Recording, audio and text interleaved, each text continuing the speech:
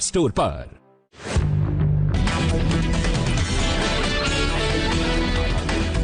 LAC पर ताजा विवाद के बाद आज भारत चीन के बीच दूसरे दौर की ब्रिगेड कमांडर लेवल की बातचीत, विवाद सुलझाने पर चर्चा। साउथ ब्लॉक में रक्षा मंत्री की हाई लेवल मीटिंग शुरू, विदेश मंत्री एस जयशंकर, राष्ट्रीय सुरक्षा सलाहकार अजीत डोवल और तीनों आर्मी चीफ शामिल। रक्षा मंत्रालय के सूत्रों के मुताबिक सोमवार रात 12:30 बजे तक प्रधानमंत्री मोदी एलएसी पर रक्षा मंत्री, एनएसए, सीडीएस और सेना प्रमुख के साथ मंथन करते रहे। इंडिया टीवी को मिली एक्सक्लूसिव जानकारी के मुताबिक करीब 300 मीटर अपनी पोजीशन से आगे आने की फिराक में थे चीनी सैनिक। भारत चीन सीमा को लेकर राष्ट्रीय सुरक्षा सलाहकार अजीत डोवल ने वरिष्ठ अधिकारियों के साथ समीक्षा बैठक की। विदेश मंत्री एस जयशंकर का बयान, दोनों देशों में संतुलन रहना दुनिया के लिए अच्छा। भारत के साथ सीमा विवाद पर चीन के राजदूत का बयान, दोनों देशों के बीच सम्मान जरूरी। भारतीय सेना ने फिर नाकाम की चीनी साजिश, पैंगोंग लेक इलाके में चीन ने 29 और 30 अगस्त की रात की थी घुसपैठ की कोशिश। चीन के सैनिक एलएसी पर हाकुन पॉइंट को क्रॉस करने की कोशिश कर रहे थे, भारतीय सैनिकों की तैयारी से पीछे हटे। एलएसी पर भारतीय सेना की तैयारियों को देखकर घबराए चीनी सैनिक बिना किसी झड़प के वापस लौटे।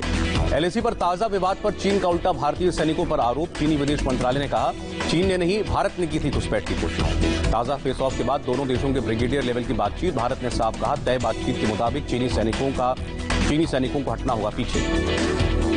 एलएसी पर ताजा झड़प के बाद सेना प्रमुख जनरल नरवणे ने की आला अफसरों के साथ बैठक, हालात की समीक्षा की। सेना के सूत्रों के मुताबिक पैंगोंग लेक इलाके में जवानों की तैनाती, सामरिक रूप से अहम सभी जगहों पर कड़ी निगरानी। राजौरी में सीज फायर का उल्लंघन, पाकिस्तान ने नौशेरा सेक्टर में बरसाए मोटार गोले, भारतीय सेना ने दिया जवाब।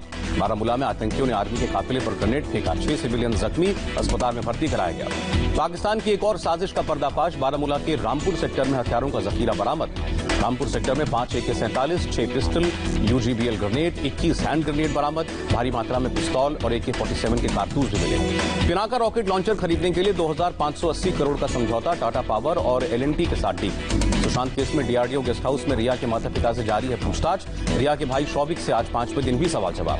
सीबीआई के एफआईआर में इंद्रजीत और संध्या चक्रवर्ती दोनों नामजद आरोपी, दोनों पर सुशांत के पैसों के गबन, धोखाधड़ी और जालसाजी का आरोप। रिया चक्रवर्ती से सीबीआई आज पूछताछ नहीं करेगी, पिछले 4 दिनों में 34 घंटे की पूछताछ से संतुष्ट नहीं है सीबीआई ने रिया से सोमवार को 9 घंटे पूछताछ की। डीआरडीओ गेस्ट हाउस में हुए थे सवाल जवाब। सुशांत केस में सिद्धार्थ पिठानी से आज भी पूछताछ, डीआरडीओ गेस्ट हाउस में नीरज और केशव से भी सवाल जवाब। रिया के बेहिसाब खर्चों से परेशान थे सुशांत, कोटक महिंद्रा बैंक के हर्ष पटेल के व्हाट्सएप चैट से हुआ खुलासा। डिप्रेशन की दवाइयों पर सुशांत और उनकी बहन का चैट सामने आया। 8 जून को बहन प्रियंका ने दवाइयों के बारे में बताया था।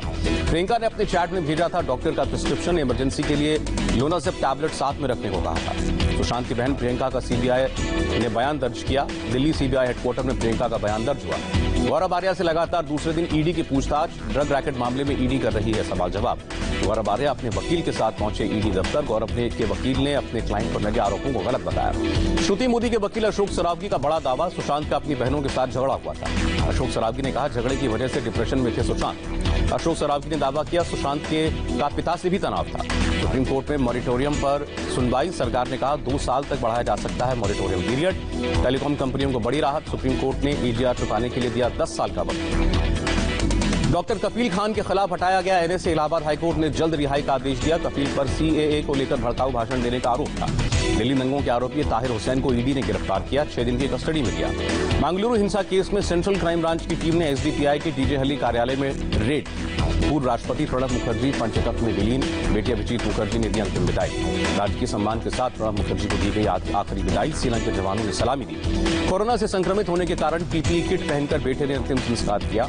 शर्मिष्ठा मुखर्जी भी मौजूद रही। पूर्व राष्ट्रपति प्रणब मुखर्जी के अंतिम संस्कार के दौरान 130 का पालन किया गया। पाबंदियों के कारण बहुत कम लोग मौजूद रहे। पूर्व राष्ट्रपति प्रणब मुखर्जी को प्रधानमंत्री मोदी ने श्रद्धांजलि दी, बेटे अभिजीत और बेटी शर्मिष्ठा को सांत्वना दी।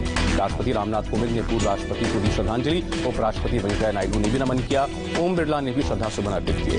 रक्षा मंत्री राजनाथ सिंह ने भी श्रद्धांजलि दी, CDS बिपिन रावत और तीनों सेनाओं के प्रमुखों ने प्रणब दा को श्रद्धांजलि दी। गृहमंत्री अमित शाह ने पूर्व राष्ट्रपति को याद किया, कहा सबको साथ रखने की कला में महारत।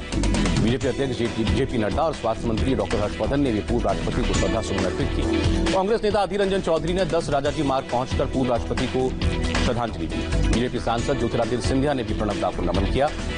दिल्ली के CM अरविंद केजरीवाल ने भी प्रणब मुखर्जी को श्रद्धांजलि दी। संघ प्रमुख ने पूर्व राष्ट्रपति प्रणब मुखर्जी के आवास पर पहुंचकर श्रद्धांजलि दी। कहा, हमेशा याद रहेंगे। मोहन भागवत ने कहा, ऐसे देशभक्त नेता की कभी भी भरपाई नहीं हो पाएगी। तमाम मतभेदों के बावजूद सबको साथ लेकर चलने वाले नेता थे।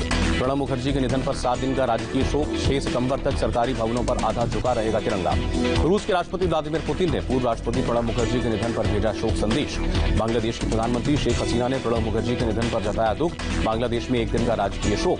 इंडिया टीवी के editor in chief Rajat Sharma ने प्रणब मुखर्जी को श्रद्धांजलि देते हुए लिखा, राजनीति का एक युग समाप्त हो गया। राहुल गांधी का मोदी सरकार पर हमला। कहा, अर्थव्यवस्था की बर्बादी नोटबंदी से शुरू हुई, तब से सरकार ने गलत नीतियों की लाइन लगा दी। राहुल गांधी ने उठाई फेसबुक व्हाट्सएप की जांच की मांग। बोले, किसी भी विदेशी कंपनी को देश के आंतरिक मामलों में दखल देने का अधिकार नहीं। कोरोना संकट के बीच आज से शुरू हुई IIT JEE की परीक्षा। 6 सितंबर तक इम्तिहान। दिल्ली में JEE मेंस की परीक्षा देने आए छात्रों को फुल बॉडी चेकअप के बाद मिली एंट्री। सैनिटाइजर से हाथ साफ करवाए गए। गुजरात के अहमदाबाद के डिजिटल जोन में छात्रों ने दी परीक्षा। सोशल डिस्टेंसिंग का पालन किया गया। बेंगलुरु में JEE मेंस परीक्षा का आयोजन। छात्रों को टेम्परेचर चेक करने के बाद एंट्री।